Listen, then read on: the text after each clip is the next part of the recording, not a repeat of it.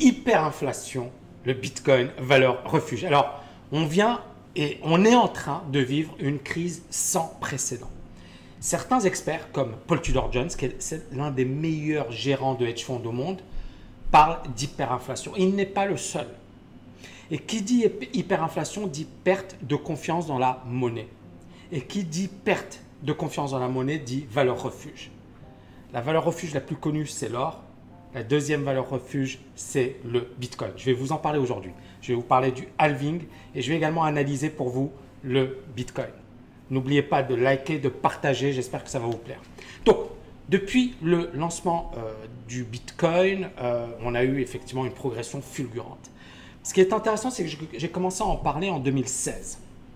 À l'époque, j'ai dit à mes étudiants, c'est super intéressant, c'est top, mais c'est spéculatif.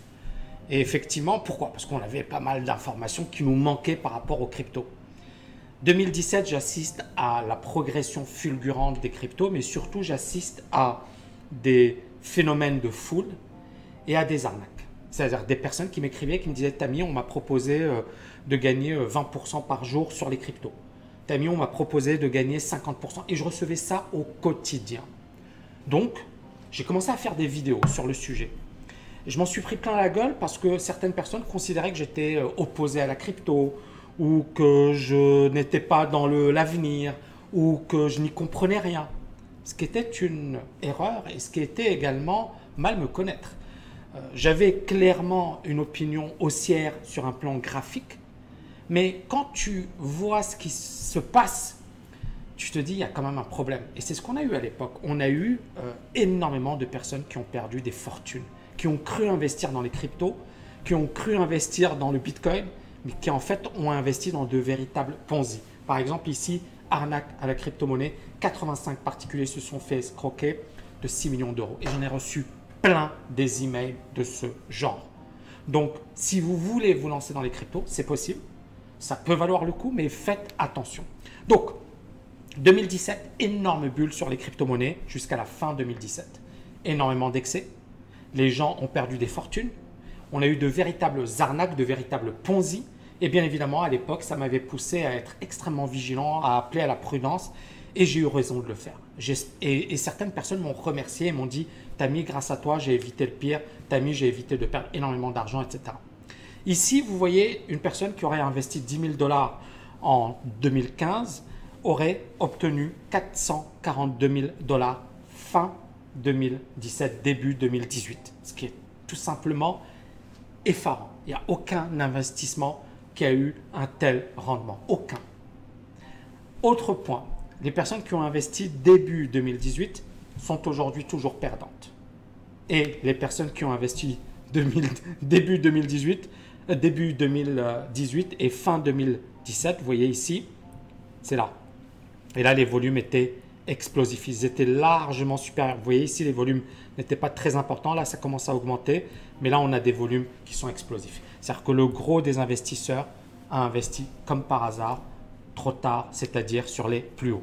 Donc, le Bitcoin, les crypto-monnaies, c'est une nouvelle technologie, sans doute l'une des plus importantes innovations dans le monde de la finance, mais également du business en général. Alors, les cryptos, et le Bitcoin en particulier, éliminent le monopole des États en matière monétaire. C'est-à-dire que, et on va y revenir juste après, on a eu la crise des subprimes, on a aujourd'hui une situation de planche à billets, on imprime énormément d'argent. Et le problème, c'est que quelqu'un qui est un épargnant, qui met de l'argent de côté, ben, il n'a pas le choix, il n'a pas d'autre alternative. Il peut éventuellement diversifier sur plusieurs monnaies, mais grâce aux cryptos, ben, il peut effectivement avoir une alternative en dehors des États classiques. Deuxièmement, elle met en danger l'industrie financière et son utilité, les banques, etc. Troisièmement, elle permet aux entrepreneurs de se financer aisément par le biais des ICO, Initial Coin Offering, c'est comme les IPO, mais sur les cryptos. Donc, on a un écosystème, on a un monde à part pour justement échanger, pour effectuer des transactions, mais également pour se financer. Et c'est ça ce qui est incroyable avec cette technologie. Donc, on évite de recourir au marché financier traditionnel et ça coûte beaucoup moins cher en plus. Et il n'y a pas les banquiers, il n'y a pas les renards, il n'y a pas… Maintenant, encore une fois, on l'a vu juste avant, il y a énormément d'arnaqueurs. De toutes les manières, dès qu'il y a de l'argent, ça attire beaucoup de personnes mal intentionnées. Donc une monnaie doit remplir 3 fonctions. Tout d'abord, c'est une réserve de valeur, c'est-à-dire qu'elle conserve sa valeur. Deuxièmement, c'est une unité de compte, c'est-à-dire que je peux effectivement la comparer à d'autres produits. Par exemple, je ne sais pas, moi j'ai envie d'acheter 2 paquets de biscuits, je peux comparer les prix. Et enfin, c'est un moyen d'échange. La monnaie, c'est une convention, c'est-à-dire qu'elle n'a pas de valeur en elle-même. Sa valeur, c'est qu'il y a un accord collectif. Par exemple, on a des euros, moi je suis à Dubaï, il y a des dirhams de Dubaï, des dirhams des Émirats. Eh bien, c'est d'abord et avant tout une confiance. Et c'est d'abord et avant tout légal. Donc un billet n'a pas de vraie valeur en lui-même, mais c'est la valeur qu'on lui accorde qui lui donne de la valeur. C'est étonnant, mais c'est comme ça. Il est très facile donc de créer une nouvelle monnaie. Le seul problème, c'est qu'encore une fois, il faut que les gens adhèrent à cette nouvelle monnaie, il faut que les gens l'acceptent. C'est-à-dire que si tu vas dans ton épicerie ou dans ton supermarché et que tu sors un billet d'une monnaie bizarre que le mec n'a jamais vue, il l'acceptera jamais. Il va accepter généralement la monnaie du pays dans lequel tu résides, sauf dans certains cas. Donc, c'est dans son utilisation que cette monnaie acquiert de la valeur. Donc, on en revient à la question suivante. Est-ce que le Bitcoin, c'est une valeur refuge? L'or, on le sait, a toujours été une valeur refuge. Ensuite, le dollar est devenu une monnaie de réserve et également une valeur refuge. Après la Deuxième Guerre mondiale, on a eu effectivement Bretton Woods et à l'époque, il était possible de convertir des dollars contre de l'or. C'est pour ça qu'on disait du dollar is as good as gold, parce qu'on pouvait l'échanger contre de l'or. À un certain moment, les États-Unis n'étaient plus capables d'honorer la demande d'or. Et donc, à un certain moment, ils ont dit de manière unilatérale, on arrête. Et ils ont mis fin en 1971 au système de Bretton Woods. La crise de 2008. La crise de 2008 a ébranlé le monde de la finance. Mais surtout, on a vu une situation de planche à billets. C'est-à-dire que les banques centrales se sont mis à imprimer de l'argent. Les États se sont mis également à délivrer de l'argent. Et on a vu également un système financier mal en point. Et une situation où les particuliers pouvaient se retrouver ruinés. C'est-à-dire que les banques pouvaient utiliser l'argent de leurs déposants. Et ça a créé un énorme trouble au sein de la communauté financière. Et bien évidemment, on a retrouvé la même situation à Chypre, où on a ponctionné de l'argent dans les comptes des particuliers. C'est ce qui s'est passé à Chypre en 2013. J'ai commencé à entendre parler du Bitcoin en 2013, en particulier durant la crise à Chypre où les banques avaient été fermées et l'argent des citoyens confisqué.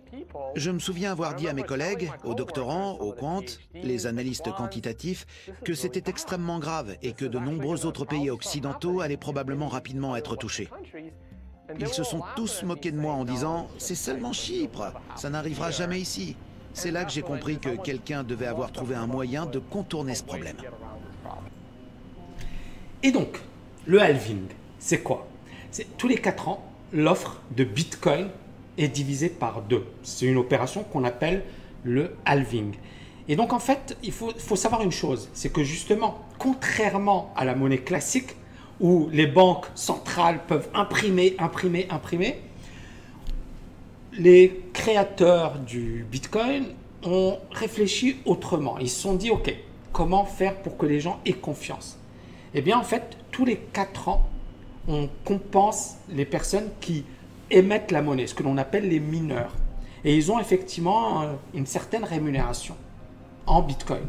Eh bien, tous les 4 ans, cette rémunération diminue. Elle est divisée par 2, ce que l'on appelle le halving, c'est-à-dire half, moitié en anglais. Donc, ça réduit de moitié le taux de mise en circulation des nouveaux bitcoins. Et c'est la façon dont Bitcoin utilise une forme synthétique d'inflation qui diminue de moitié tous les 4 ans jusqu'à ce que tous les bitcoins soient mis en circulation. Et c'est l'assurance que cette crypto-monnaie ne sera pas victime de ce que l'on appelle la planche à billets, c'est-à-dire le fait d'imprimer énormément d'argent qui aujourd'hui pose énormément de problèmes. Pourquoi ce processus est top? C'est très simple. Parce qu'en fait, on récompense ces mineurs. Mais au bout de 4 ans, la récompense est réduite de moitié. C'est-à-dire qu'effectivement, il devait recevoir un certain montant, mais là, il va recevoir moitié moins. Donc, automatiquement, ça va être moins rentable pour certains mineurs. Donc, l'offre, elle sera réduite, l'offre disponible sera plus faible, ce qui va avoir tendance à augmenter le prix. Et donc, les mineurs, comme ils voient le prix de la crypto monter parce que c'est plus rare, eh bien, ils vont être incités à miner et donc la valeur du Bitcoin augmentera au fil du temps. On a eu 2 halvings sur le Bitcoin dans le passé et à chaque fois, effectivement, 3 mois après la réduction de l'offre, par exemple en 2012, le cours du Bitcoin avait bondi de 174% et en 2016, il avait perdu 5% 3 mois après la seconde opération. Vous voyez ici, donc ça c'est la première opération, on a une petite stagnation et là c'est la deuxième opération, ça stagne également avant de monter. Donc c'est intéressant parce qu'effectivement, ce n'est pas le halving qui va nécessairement créer la hausse de la crypto. Et d'ailleurs, pour moi, il y a d'autres paramètres extrêmement importants. Donc, la question, le halving, va-t-il provoquer une forte hausse? Pour certains, bien évidemment, il va faire augmenter son cours. Pour d'autres, l'impact sera négligeable parce que la hausse, elle est déjà intégrée dans les cours actuels. Et pour moi, ce n'est pas vraiment le halving qui va déclencher la hausse, mais surtout l'incertitude, le risque, l'hyperinflation. Et c'est ça ce qui va véritablement créer un flux acheteur pour le Bitcoin. Ce qui est intéressant, c'est que récemment, on a eu un flash crash sur le Bitcoin parce que beaucoup d'opérateurs, lorsqu'ils ont vu la crise du coronavirus, ils ont eu peur. Et certains ont vendu leur Bitcoin pour récupérer leur argent, pour faire face à leurs dépenses. Alors bien évidemment, on a vu la planche à billets, on a vu le problème de l'hyperinflation n'a pas été éliminé. Le problème de la crise est toujours en cours. Et c'est ce qui a incité Paul Tudor Jones à dire « je parie que le Bitcoin sera la meilleure protection contre l'inflation ». Et ce que je vais faire, c'est que je vais analyser son article parce qu'il est tout simplement énorme. Donc, ici, c'est un article de Bloomberg. Et donc, Paul Tudor Jones achète du Bitcoin comme protection contre l'inflation. Et donc, Paul Tudor Jones, pour ceux qui ne le connaissent pas, c'est l'un des meilleurs investisseurs au monde. C'est vraiment quelqu'un d'excellent, de très très bon. Et là, vous voyez, Paul Tudor Jones is buying Bitcoin. Il achète du Bitcoin comme une protection contre l'inflation qu'il voit venir parce que les banques centrales sont en train d'imprimer énormément d'argent. Et il dit à ses clients que ça lui rappelle les années 70 avec l'or. Et là, je vous ai mis le graphe des années 70. Et vous voyez ici la fin des années 70. D'ailleurs, ici, on est en novembre 79. L'or valait quelque chose comme 400, 386. Et l'or va monter beaucoup plus haut. Donc là, ce que je vais faire, c'est pas grave. L'or va monter beaucoup plus haut. Et il va atteindre au plus haut quelque chose comme 900 $, 876 $. Donc ça lui rappelle la fin des années 70. Et il dit « The best profit maximizing strategy is to own the fastest horse ». Il faut avoir le cheval le plus rapide, il faut posséder le cheval le plus rapide. Et la grande inflation monétaire, il dit « Je suis obligé de parier sur le Bitcoin ». Il dit, par exemple, si on m'oblige à parier, je vais parier sur le Bitcoin. Donc, Jones, il est devenu effectivement le premier gros hedge fund, et c'est vrai que c'est quelqu'un de très très connu, très célèbre, à investir effectivement sur le Bitcoin de manière massive, parce qu'auparavant, c'était snobé par l'industrie financière. Pourquoi c'est snobé? Parce que ce n'est pas assez gros, parce que ce n'est pas assez important pour le moment. D'accord? Ce n'est pas aussi important que le marché des actions, des obligations, des devises, etc. Ça reste un marché intéressant, mais ce n'est pas un énorme marché. Et là, il dit, voilà, il regarde effectivement tout ce qui est les dépenses de l'État, massive fiscal spending, et les achats d'obligations par les banques centrales pour combattre le coronavirus. Environ 4 000 milliards de dollars, c'est-à-dire l'équivalent de 6,6% de la production mondiale, a été imprimé depuis février. Et on pourrait même dire plus. C'est arrivé de manière globale. avec une telle rapidité, une telle vitesse, que même moi, ça me laisse sans voix. Il dit, nous sommes en train d'assister à une grande inflation monétaire. Une expansion jamais vue de toutes les formes de monnaie et voilà, qu'on n'ait jamais vu dans le monde développé. Qu'on n'ait jamais vu dans le monde développé. C'est pas rien ce qu'il dit, hein. Et donc, ici, il se dit, ma question, c'est comment me protéger? Il y a plusieurs possibilités. Bien sûr, l'or, les obligations, certaines actions. On l'a vu récemment, les valeurs technologiques ont bien performé. Ce sont des valeurs effectivement qui ne sont pas forcément dépendantes de l'économie réelle pour le moment. Les devises, les matières premières et bien évidemment, il a reconnu le rôle du Bitcoin. Ici, intéressant, en 2017, il avait effectivement gagné un peu d'argent, etc. Mais à l'époque, pour lui, c'était avant tout spéculatif, hein. Il dit, aujourd'hui, c'est une valeur, d'accord? C'est une réserve de valeur. Et il a décidé effectivement de passer, pour lui, effectivement, il y a 4 critères extrêmement importants. Tout d'abord, le pouvoir d'achat. Deuxièmement, la crédibilité. Troisièmement, la liquidité. Quatrièmement, la portabilité. Pour lui, effectivement, le Bitcoin remplit ces 4 critères. Je ne suis pas un fan des cryptos, je ne suis pas effectivement, voilà. Mais pour moi, effectivement, c'est avant tout la digitalisation de l'économie et bien évidemment des monnaies qui est accélérée avec le coronavirus. Et c'est vrai qu'on est plus sur le online, on est plus effectivement sur le digital. Pour Jones, les investisseurs effectivement doivent oublier voilà, les bouquins, la théorie, etc. de la précédente décennie et revenir aux théories monétaristes de Milton Friedman et de tout ce qui est effectivement théorie quantitative de la monnaie, etc. Alors là, j'ai envie de revenir sur ce point parce qu'il est vraiment génial. Milton Friedman, monétariste, MV égale PT. Je ne sais pas si vous connaissez. M, c'est la masse monétaire. P, c'est les prix. V, c'est la vitesse de transaction des monnaies, vitesse de circulation de la monnaie. Et T, c'est les transactions.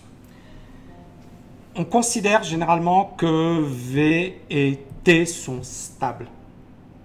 Alors, bien sûr, certaines personnes vont dire qu'aujourd'hui, V a diminué fortement. Pourquoi? Parce que les gens, ils ont peur et donc ils ne dépensent pas. Mais on va rester sur le raisonnement de Milton Friedman, la théorie quantitative de la monnaie. V et T sont stables. Ça veut dire quoi? Ça veut dire que quand tu augmentes la masse monétaire, ce qui s'est passé aujourd'hui, la planche à billets, ça entraîne une hausse des prix. Donc, ce raisonnement, c'est le raisonnement de Paul Tudor Jones, c'est le raisonnement également de pas mal d'économistes qui disent qu'il y aura des conséquences. Donc, la question c'est pourquoi? Parce qu'on a fait la même chose en 2008. Je ne sais pas si vous le savez, mais on a pratiqué, et d'ailleurs depuis 2008, à la BCE 2012, 2013, on a eu effectivement les QE, ce que l'on appelle le quantitative easing, c'est-à-dire la planche à billets, le fait de racheter des obligations. La Banque centrale rachète la dette des États. Et donc, entre 2008 et 2020, on a eu plusieurs QE.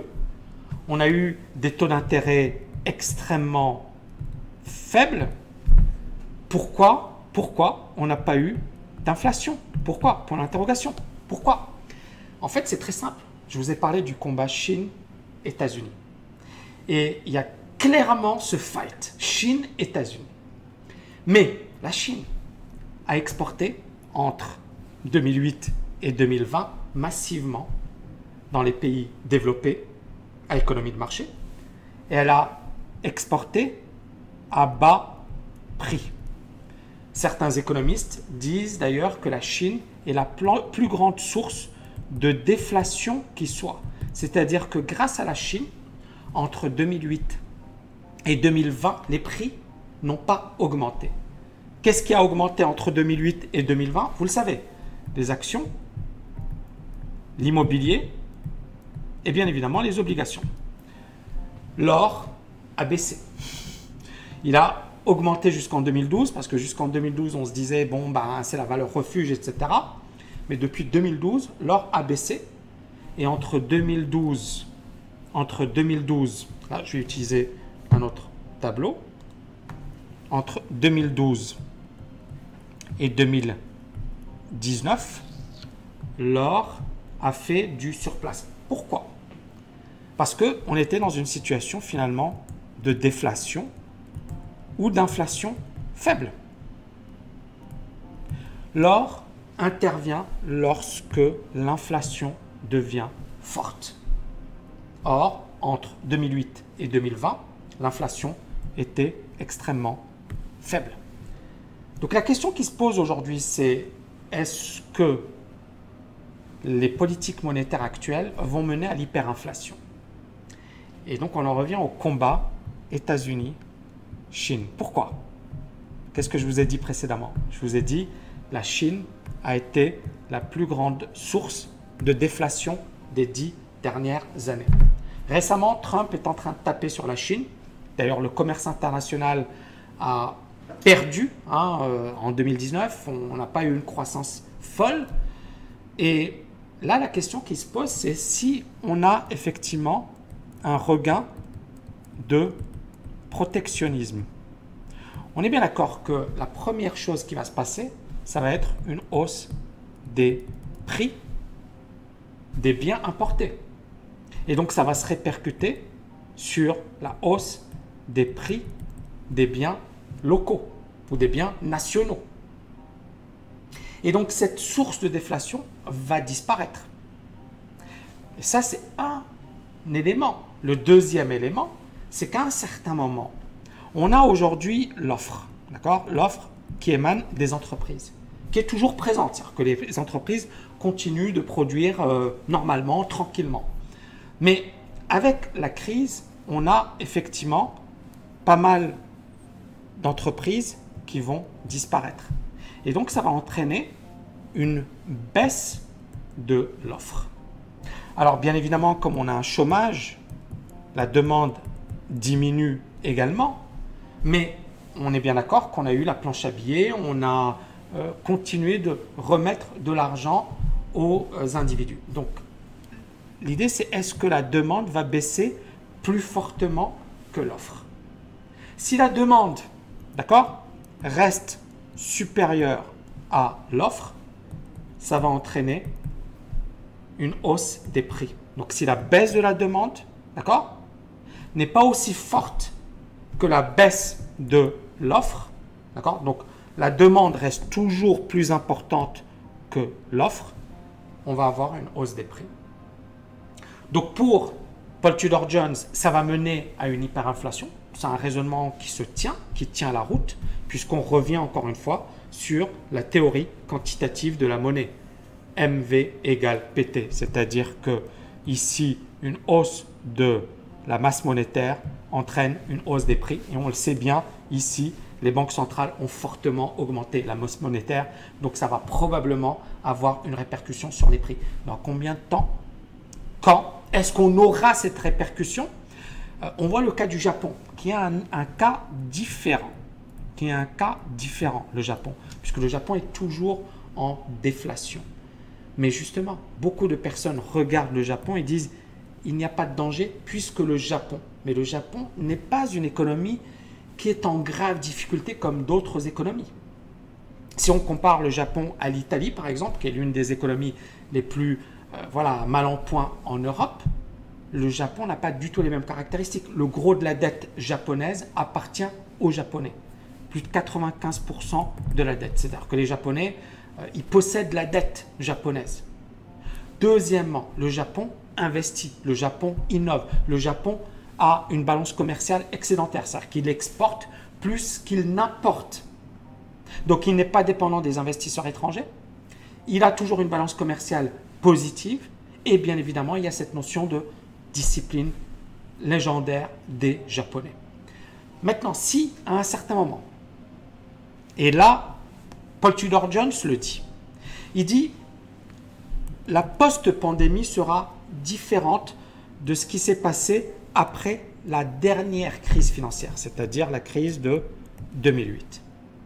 Partly because bank balances sheets are stronger now and the Fed is allowing them to lend aggressively. Très intéressant. C'est-à-dire que les banques américaines aujourd'hui sont plus solides et on le sait parce qu'effectivement il y a eu 10 années, elles ont gagné beaucoup plus d'argent d'ailleurs que les banques européennes. Mais surtout, la Fed est derrière elles. Donc elle leur permet de prêter. Ce qui a permis de limiter la casse. Parce que d'ailleurs, un journaliste avait posé la question à Bruno Le Maire et lui a dit « Mais tout ce que vous êtes en train de faire, ça va créer de l'inflation. » Et Bruno Le Maire a dit « Ce n'est pas le moment, ce n'est pas important aujourd'hui. On s'en fiche. » Parce que, premièrement, on sauve les meubles. Le seul problème, c'est qu'est-ce qui va se passer après. Et c'est ce que nous dit Paul Tudor Jones. Il dit « Post-pandémie, ça va être différent. » Parce qu'effectivement, ici, la Fed aujourd'hui, elle permet aux banques de prêter et les banques sont plus solides qu'avant. Et donc, current collapse in demand will keep prices of goods and services from rising in the short run. Donc, il dit à court terme, la forte baisse de la demande ne va pas provoquer une hausse des prix, mais il doute que la Fed puisse prévenir cette hausse des prix à long terme. Intéressant. Et donc, les gouvernements et les dettes publiques et les dettes des entreprises explosent. Et c'est de plus en plus difficile pour l'économie de digérer cette augmentation des frais d'emprunt. C'est-à-dire que là, encore une fois, on est bien d'accord qu'on emprunte quasiment à zéro. Mais dans le cas de l'Italie, il y a beaucoup de gens qui m'ont fait la remarque par rapport à l'Europe, qui m'ont dit « Oui, mais Tammy, tu tapes sur l'Italie, c'est pas sympa. » Non, je n'ai pas tapé sur l'Italie, j'ai pas tapé. Et certaines personnes, j'ai dit que l'Italie avait de la chance aujourd'hui d'être dans l'Europe. Et je maintiens ce que j'ai dit. Elle a de la chance d'être dans l'Europe. Mais ça ne veut pas dire que l'Europe était faite pour elle. Ça, c'est un autre sujet et un autre débat. Ce n'est pas l'objet. L'objet, c'est quoi? C'est de dire l'Italie. Elle est en plus grande difficulté que, par exemple, la France ou que l'Allemagne. Elle reçoit des fonds, ce que l'on appelle des investissements. Donc, les investisseurs investissent en Italie en achetant ses obligations, sa dette. D'accord? Comme ils achètent les obligations françaises, comme ils achètent les obligations allemandes. Est-ce qu'un investisseur, il voit l'Italie en mauvaise difficulté, il voit l'Allemagne en meilleure situation, est-ce qu'il va privilégier l'Allemagne,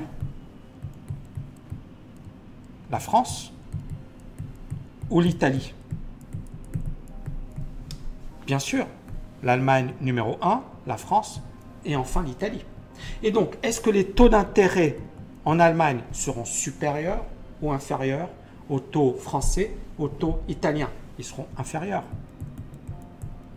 Et donc, l'Italie va devoir payer ce que l'on appelle une prime de risque. Elle est en risque. Donc, elle va devoir payer plus cher. Mais grâce à l'Europe, elle paye moins cher. Et puis, elle a l'assurance de la Banque centrale. D'accord? Mais, ça, c'est une situation à court terme. À un certain moment, il faudra rembourser la dette. Il faudra effectivement revenir dans l'économie réelle. Il faudra voir si l'économie repart ou pas. Il faudra également analyser les dégâts. Et à un certain moment, il faudra faire des choix. Mais surtout, les investisseurs vont exiger une hausse des taux d'intérêt. Or, si aujourd'hui, la France, par exemple, elle a des taux d'intérêt quasi nuls, ce n'est pas un problème. Même si elle a une dette de 150%, même si elle a une dette de 200%. C'est le cas au Japon. Mais si à un certain moment, il y a une défiance, et c'est ça le risque, il y a une défiance des opérateurs qui se disent la dette est trop importante. Donc je veux des taux d'intérêt plus importants. Ça veut dire que pour la France, la charge sera trop importante. D'accord? Et donc, comme la charge sera trop importante, on peut se retrouver dans une situation, pas de cessation de paiement, la France est encore solide, mais dans une situation de grave difficulté. Et donc, c'est très très important parce qu'encore une fois, il faut bien comprendre l'enchaînement. Et donc, ce que nous dit Paul Tudor Jones, c'est, voilà, making it harder for the economy to digest increases in borrowing costs. C'est-à-dire qu'à un certain moment, ça va être difficile pour l'économie de digérer une augmentation des coûts d'emprunt. Ce que je viens de vous expliquer. Si les risques ou la prime de risque augmente, si les investisseurs sont plus frileux, si à un certain moment, il y a une vraie défiance, les taux d'intérêt grimpent, et là, ça devient la catastrophe. Là, ça devient catastrophique.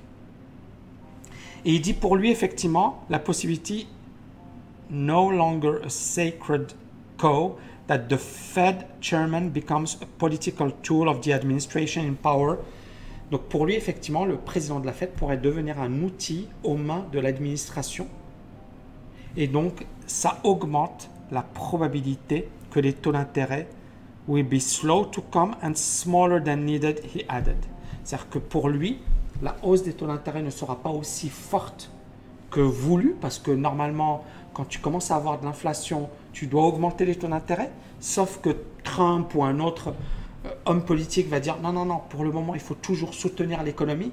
Et c'est là où la spirale peut s'enchaîner. Et donc, pour Paul Tudor Jones, le Bitcoin est comme l'or, demeure comme l'or quand j'ai démarré en 1976, c'est-à-dire que c'est une valeur refuge. Et je termine avec une analyse rapide du Bitcoin. Et donc, ici, on a quelque chose de vraiment intéressant sur le Bitcoin, effectivement, qui tient bien. Là, c'est le flash crash. Ici, on est dans une situation où le Bitcoin, il n'est pas loin de ces zones de résistance. Moi, j'avais parlé de la zone des 10 000. Bon, il y a la zone des 13 000, mais c'est cette grosse zone, effectivement, qui est pour nous une zone de résistance, qui pour nous, effectivement, est importante pour un démarrage du Bitcoin ou pas. Et je vais conclure avec moi ce que j'en pense. Est-ce que je pense que, finalement, le départ, il sera imminent? Alors, premièrement, hyperinflation, pour le moment, on n'a aucune info. D'accord? On ne sait pas si ça va arriver, si ça aura lieu un jour, mais c'est clair que c'est un raisonnement qu'il ne faut pas oublier. Mais aujourd'hui, le gros problème, c'est la déflation. Or, la déflation, c'est l'ennemi des valeurs refuges. Pourquoi? Parce que quand tu as de la déflation, ça veut dire que les prix baissent. Tu n'as pas besoin d'acheter de l'or pour te protéger. Tu n'as pas besoin d'acheter du Bitcoin. Donc ça, c'est la première chose. La deuxième chose, c'est qu'effectivement, pour moi, il y a également les marchés. Et là, pour le moment, les marchés financiers, ils tiennent plutôt bien. Ils tiennent plutôt bien. Je vais revenir ici sur le S&P, par exemple. Vous voyez, le S&P, je vais aller sur un graphique journalier. Et vous voyez, le S&P ne s'effondre pas. On est toujours dans une configuration plutôt haussière. Et on est bien d'accord que ce qui va faire monter le Bitcoin, normalement, c'est une chute des indices. Donc pour moi, il y a plusieurs aspects qui font que je bloque encore sur ce raisonnement de voilà, ça va exploser à la hausse, mais dans une optique investissement, dans une optique diversification, clairement, c'est une excellente chose. Et encore une fois, ce sont les marchés qui vont nous dire voilà ce qui va se passer. D'accord? Mais pour le moment, il reste encore cette incertitude. Voilà les amis, j'étais un peu technique, un peu long dans cette vidéo, mais j'espère que vous avez kiffé. Si c'est le cas, n'hésitez pas à me mettre un pouce bleu, n'hésitez pas à partager cette vidéo. Autre point, n'hésitez pas également à me dire ce que vous en pensez. Est-ce que vous pensez que ça va exploser à la hausse? Est-ce que vous pensez que ça va, pour le moment, ça va freiner? Est-ce que vous pensez que, comme moi, que finalement, les marchés sont importants? Parce que finalement, ce qui va vraiment faire bouger le Bitcoin, ça va être ça. Ça va être soit une hyperinflation, mais l'hyperinflation, ça ne va pas se faire du jour au lendemain. Aujourd'hui, on est vraiment dans une période plutôt de déflation que d'hyperinflation, même si l'hyperinflation ou une inflation forte, ça peut arriver après, surtout s'il y a protectionnisme, surtout si on continue la planche à billets, surtout si on n'augmente pas les taux d'intérêt. À un certain moment, ça peut s'emballer, mais on est pour le moment plus dans un scénario de déflation. Et bien évidemment, les marchés financiers vont également donner le là, même si, et c'est ça ce qui est étonnant, c'est que récemment, quand la bourse a baissé, le Bitcoin a baissé également. Voilà, j'espère que vous avez aimé. N'oubliez pas de liker et de partager. Je vous dis à bientôt. Ciao, ciao, ciao!